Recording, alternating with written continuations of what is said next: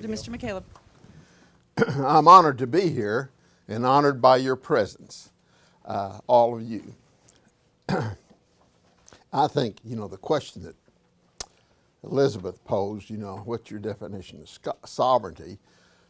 Most all of us, everybody, has an idea what sovereignty is. And it encompassed a lot of those things that were said. Where it gets difficult and confusing is when you attach the modifier tribal sovereignty to it. And people don't quite know what to make of that in general. And it's because, you say that, and they said, didn't we defeat them in every war since Tippecanoe and Wounded Knee? And didn't we abolish their governments when Oklahoma became a state? Well, the first is it doesn't make any difference. In my memory, we defeated two national powers, Japan and Germany, and they're still sovereign nations and never lost their sovereignty in spite of some of their atrocities that were presented to us, maybe propaganda-wise. So being defeated force of arms does not mean that you forfeit your sovereignty. And the other question is, weren't these governments disestablished when we became a state? Well, the answer is yes, there was an effort to do that. The Curtis Act of 1898 had specifically that objective. But they found out shortly thereafter in 1906 that they needed the tribal governments to continue in order, if nothing else, to liquidate the tribal estates that still existed at the time of statehood. And so the Congress passed the Five Tribes Act, continuing those tribal governments and implying their sovereignty for a time indefinite. Where does tribal sovereignty come from? Well, the tribes think it's inherent, that we had sovereignty before the arrival of the Europeans, before the colonies became the United States, and continuously. Excuse me. A lot of people think that's been modified by history. Thank you very much. But if you look at history, our Constitution recognizes that. In Article 1, Section 8, identifies tribes as having a unique relationship with the federal government that supersedes the relationship with states. But more importantly, the landmark decision that established tribal sovereignty occurred in 1830 when Justice Marshall, in adjudicating a case between the state of Georgia and a white man, by the way, by the name of Worcester, who they had locked up in prison because he violated Georgia state law that said white people couldn't live on the reservation. He was a missionary, and that's where his practice was, where his mission was. Anyway, it went all the way to the Supreme Court of the United States, and they handed down three important decisions resulting from that, called the Trilogy. But they basically said that tribal governments were dependent sovereign nations and had no subservience to the states, and the states had no business trying to pass laws that affected their reservations and their tribal citizens. And to that, Andrew Jackson said, Judge Marshall's made his decision, let him enforce it.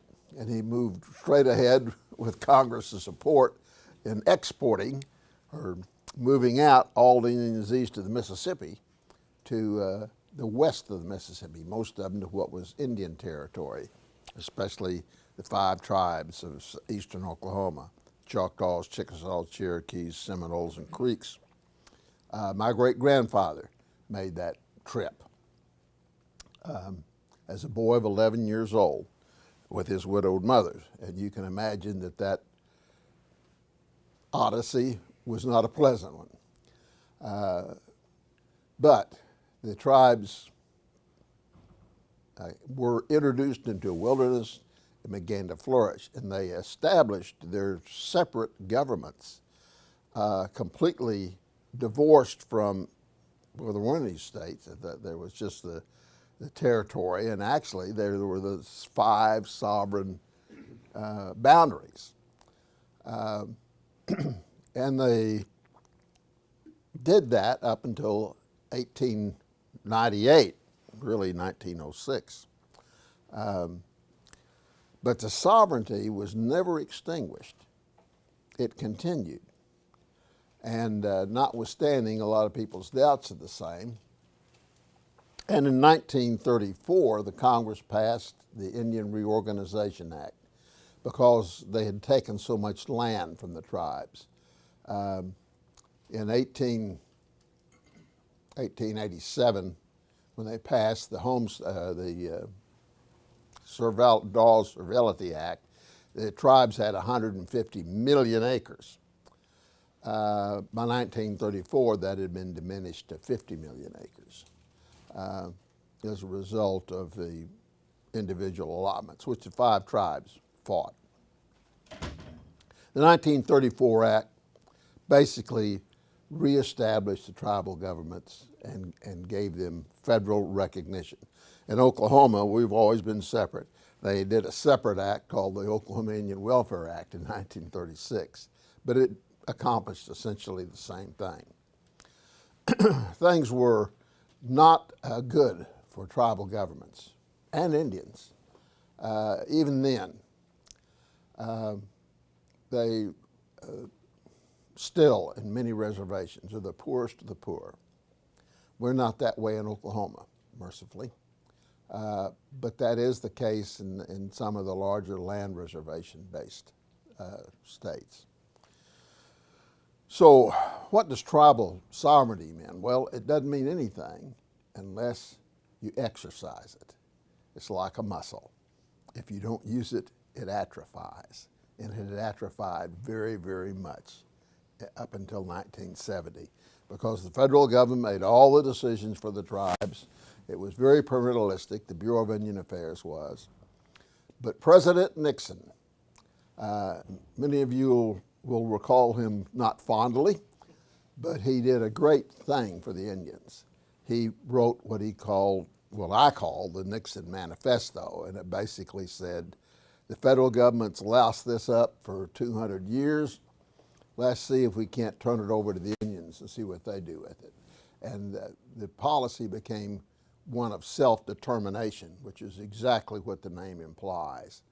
And although the Democrat Congress was loath to pass anything with his name on it, after he left the White House ignominiously in 1974, in 1975, they immediately passed the Indian Self-Determination and Education Act, which was the launch pad for tribal growth and the exercise of tribal sovereignty. Well, how was that done? Largely, here in Oklahoma, it had to do with conflict between state government and tribal governments because they occupied the same territory with a lot of the same constituency and claimed separate authority, which the state abjectly denied. And it focused initially on taxes. The tribes said the states didn't have the authority to tax in their lands, and the states said, we surely do. So a lot of litigation followed in which the tribes won almost every instance before the Supreme Court. Probably the most notable to me was the most recent in 1995. The state had sued the Chickasaw Nation and Governor Anatubby for not collecting and remitting the gasoline tax to the state. And that went to the Supreme Court, and the Supreme Court handed down a very expansive decision, way beyond what anybody anticipated. They not only said the state couldn't tax the tribes, they said the tribes could sell untaxed gasoline by the state anywhere within the historic reservation boundaries of the state. Well, that meant everything except the Panhandle and Greer County, or that portion of the state south of the Red River. At the time, I was Secretary of Transportation which was almost entirely financed out of gas taxes. You can imagine that I had a split personality. I was very schizophrenic on that. In fact, I couldn't stand up and be a civil Supreme Court denier, but I didn't know what we were going to do to finance roads in the state of Oklahoma, because potentially the tribes could not pay the tax. They could become more than competitive with other stations, and all of a sudden the gas tax would evaporate. Fortunately, cooler heads prevailed, one of them being Governor Bill Anatubby, and another being Tom Love, who's also a Chickasaw, by the way, and we reached an agreement on how to handle that, and it's in effect today. And the state recognizes the tribe's authority since the Supreme Court demanded it, and the tribes don't try to collect the gasoline tax, and the gas tax was moved from the point of sale to the refinery, and there was a mutual beneficiary. The collections jumped by 6%. Apparently, some of the gas vendors couldn't differentiate between their money and the state's, so they just kept it all. Anyway, the states gave the tribes 4.5%. The collections jumped 6%, so everybody was a winner. All that is to say this, that there are still controversies between the state and the tribes over sovereignty. The most notable is the water issue, now being litigated between the state and the Chickasaw and Choctaw nations, which have a common vested interest in their original treaties. Choctaw's getting 75% and the Chickasaw's getting 25%. But the state decided a long time ago to go to southeastern Oklahoma for the water. I was assistant city engineer in Oklahoma City when we built the Atoka water line. We call it the Okatoka water line, and the reservoir down there, and a 60-inch diameter pipeline to bring that water from southeast Oklahoma to Stanley Draper Reservoir on the south side of Oklahoma City, southeast side of Oklahoma City. And it's a good thing we did, or we'd all be standing around with our tongues hanging out in Oklahoma County anyway.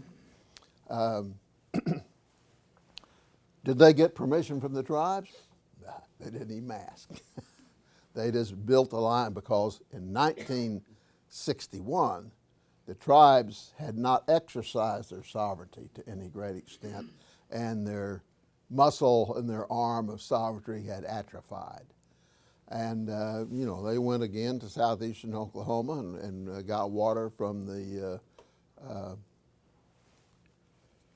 Pine Creek Reservoir, I think it was, and put it in that same line.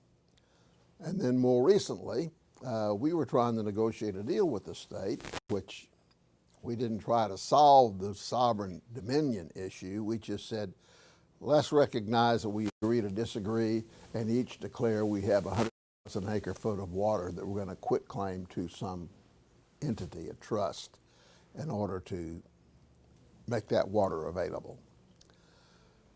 Well, the state decided to go around that concept, and they just unilaterally said, we're going to take 34,000 acre feet out of the Comanche River, and that's a lot of water. It's basically all the water that's in Sardis Reservoir.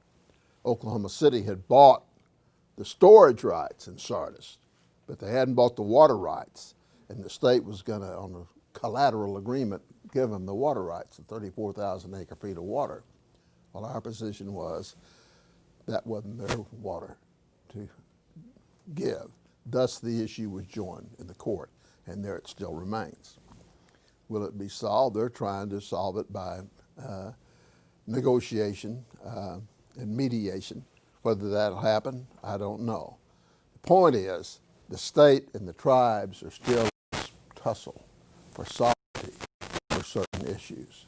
The state says, when we became a state, we became the authority over all the waters in the state of Oklahoma.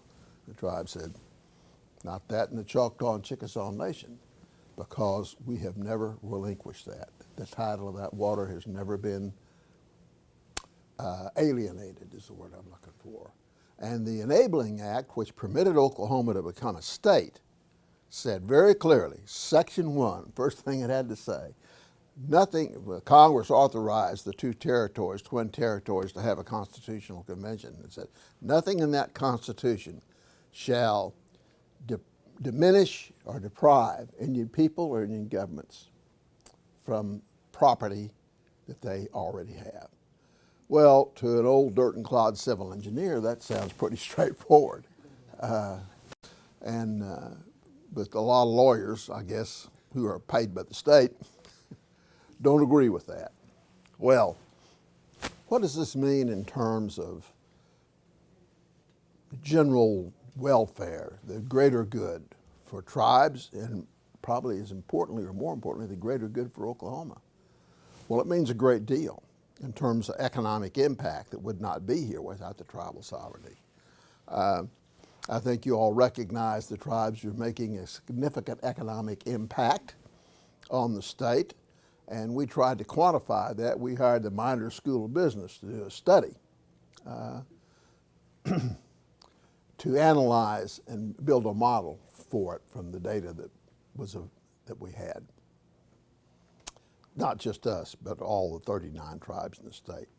Bottom line is it said the tribes, either in primary or secondary employment, influenced the creation of 84,000 jobs in the state of Oklahoma. That makes the tribes collectively the largest employer in the state. And the economic impact was $10.2 billion, that's with a B. The whole state budget is less than that. The economic impact is it's not just significant, it's largely rurally based. When I was in the legislature, everybody was in a panic mode, running around with their hair on fire, because rural Oklahoma, the economy was collapsing in small towns, not so much on the agricultural farms. And it was shrinking there because there was not as many farmsteads, farmholders as before, but the small towns were shrinking and dying. And so we had a big rush for the legislature to do something to save the economy in rural Oklahoma. We accomplished nada. But the tribes have restored the economic vitality to a lot of rural Oklahoma. How many of you are familiar with Love County down by the Red River? It had the highest unemployment and one of the lowest per capita incomes of any county in the state. Now it has almost full employment, and its per capita income is up on a par. Is that good news? Well, I think it is for the residents of Love County. And you can do that all over rural Oklahoma, because that's where the headquarters of these 39 tribes are located. And they're corporate headquarters that will never, ever go to Dallas or Houston. They're anchored in rural Oklahoma. So that's the greater good for Oklahoma, as well as for tribesmen like myself, my grandson, and my children. It meant a lot of things. Number one, good health. I'm going to use the Chickasaws as an example because it's what I know the most about. We've just completed one of the finest hospitals in the state at Ada, Oklahoma, a $140 million enterprise. And I drove through the parking lot yesterday when I was at Ada, and it's full, and it's a big parking lot. We have a number of clinics, Ardmore, Tishomingo, Purcell, Duncan, to name a few, delivering health facilities to Indian people where they live. And right now there's a crisis in rural Oklahoma in health care delivery, and I don't think I need to explain that to this group. The economy we just talked about. How about education? Well, we depend largely on public education for kindergarten through secondary through 12th grade. We do, at Chickasaw, do a lot of supplemental work, kind of like Head Start programs for young people that get them started well in school. But more importantly to me, as a grandparent, we provide fairly significant scholarships to any Chickasaw student that can maintain a 2.5 GPA and desires to meet the other requirements. I've got 13 grandkids. That is a big deal in the McCaleb household. You know, housing, not just public housing, but home ownership programs where we provide incentives to, like, paying all the closing costs up to $3,000 for anybody that buys a home.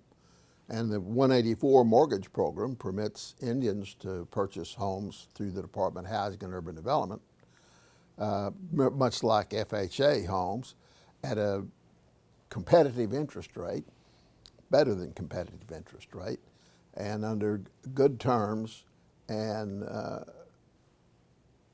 permissible qualifiers. The public safety is a major issue. The tribes, most of them have their own police departments, public safety. And they augment and supplement the county's police forces. In a lot of rural Oklahoma counties, there's not any, or very few. You take McIntosh County, I think they have one sheriff and 2 deputies for the entirety of McIntosh County. You can imagine what enforcing laws with that kind of a staff is like. Well, the Creeks supplement that with their police force, as do almost all tribes. And highways are certainly public safety. And the tribes, with the federal money that comes out of the Federal Highway Trust Fund, supplement Oklahoma's public roads by $60 million a year right now.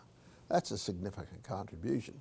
And that doesn't count the tens of millions of dollars that the tribe forks over out of their back pocket to make improvements on roads, state highways that they see benefiting their facilities. Casinos, if you please. We just built an $11 million interchange on I-35 out of our back pocket, our being the Chickasaw Nation. We've made another $10 million worth of improvements on frontage roads. The Cherokees built that interchange over at 193rd Street and I-44 in Tulsa for access to their casino there. That's to name a few. There are many others. But the point is that the tribes, this and all the figures I'm using are 3 years old, 2012. Their contribution from all the tribes, from federal assistance alone, was $700 million 3 years ago. That's about 10% of the total state budget. Are the tribes legitimate? You bet they are. This has been debated by people with a lot more legal smarts than I have. Are they effective? Do they have efficacy? I think Oklahoma, we prove that they have. They're powerful when they're well run. Now, all tribes aren't created the same, just like all nations. You know, we can make a deal with Canada that we wouldn't dream of making with Venezuela. And one of the problems with people when they talk about sovereignty think all sovereigns are created equal. Not so. Not so. Well, I'm going to run out of time here, so I'd take any questions that you might have. Or comments, so long as they're positive. Yes? Why is Oklahoma separate in terms of use of the 1936 legislation? Well, because we don't have any reservations in Oklahoma. There's a mineral reservation in Osage County. They kept their minerals collective. But all our land was, reservations were abolished prior to statehood. And that makes Oklahoma fairly unique. Unlike, say, South Dakota or North Dakota or Montana.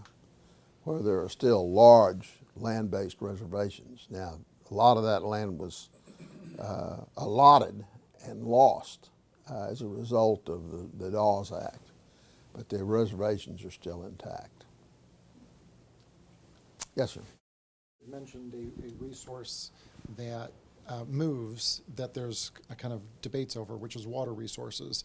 The other one that is now a big international debate is air, and air quality as related to climate change and other things. How do the nations weigh in on air quality relative to the state? I can't speak for all tribes, obviously, but the Chickasaws are very sensitive to that. We led the state in conversion to CNG, which has a much lower carbon footprint. In fact, we even led OSU in that in building CNG fast fill stations. We've got 2 operating right now, one on the Red River, just at that fuel plaza just north of the Red River, and one in Ada, and we're collaborating with OnQ, to provide them leases, and they're going to build the facilities on their own dime and operate them. And we think that's a really good template because we can't take tax deductions like tax credits because we don't pay taxes. Mr. Griffin surely does. He appreciates the value of the tax credits that come with installation of these CNG stations. So he's going to put them in, take the tax credit on his capital investment. We're going to provide him a very attractive land lease, and here we go. He'll expand the footprint. Yes, sir. In international law terms, the concept of sovereignty is closely tied with territory, that essentially it's the ability to control matters within a defined territory. Excellent point. Is it the same with Indian tribes? How It is, and it's very convoluted because their sovereignty is attached to what's called trust land, land held by the United States government in trust for the tribes. And we have a very small footprint in Oklahoma of those trust lands. In other words, our sovereign influence does not apply within the historic boundaries of the Chickasaw Nation, except for those lands held in trust. That's why there's only a few places where you see casinos built. That was a piece of trust land there on just north of the Red River. I remember when they started bingo, it was a big tent and they had bingo down there. That's expanded now with the passage of, by the people of Oklahoma, of the law that permitted casino-style gambling in some games. We now have the largest gaming floor in the world there. It's a pretty spiffy place in terms of entertainment. And I like to say it's a voluntary tax on the mathematically challenged. But it's entertainment for a lot of people. Well, a bit of an offshoot of the question about air in terms of air quality, but one of the research areas, as I'm sure you know, that's big here at OSU is unmanned aerial systems, and we're currently as a nation really looking at the low air space and our how we conceptualize. We've had national airspace conceptualized for a long time, but the low air space. Is that a conversation that the tribes are engaged in at this point? Not really, because our sphere of influence is so small. It's like who enforces the highway laws on reservation land, because they're checkerboard and they're very limited. And so we get cross-deputization to deal with that. Whether that could apply to airspace, I don't know. I think that's a result of area that the federal government's going to control and not the state. They have so far. I'm an aviator as Mashili, and the state doesn't tell you, where the ATCs are and where the controlled airspace is. The federal government decides that, and with good cause, because most of the air traffic is not limited to state boundaries. Point to point within Right. state. Right. All over the country. I want to go back to this taxes thing because that's one of the areas that is criticized about tribal governments and business. And we have a lot of businesses besides gaming. As was mentioned in the introduction, CNI is a very large company. We have 2,000 employees located in 40 states. We're not all here in Oklahoma. We go where the business is, where the market is. It's a market-driven business. We pay 0 taxes. And they say, well, that's unfair competition. Well, that may be, but the profits go directly back to the tribe, which is a government, and no government pays taxes in the United States. Not the federal, the state, the local, even the lowly water district doesn't pay taxes. And they're a utility. Ordinarily, utilities pay taxes. So that's the justification, because the proceeds from it are governmental, go for governmental functions. I pay taxes, I'll tell you. Too much. Well, it's been a pleasure to have had the opportunity to visit with you all and enjoy lunch with you. And if ever I can be of service to anyone, please feel obligated to call on me. Thank you very much.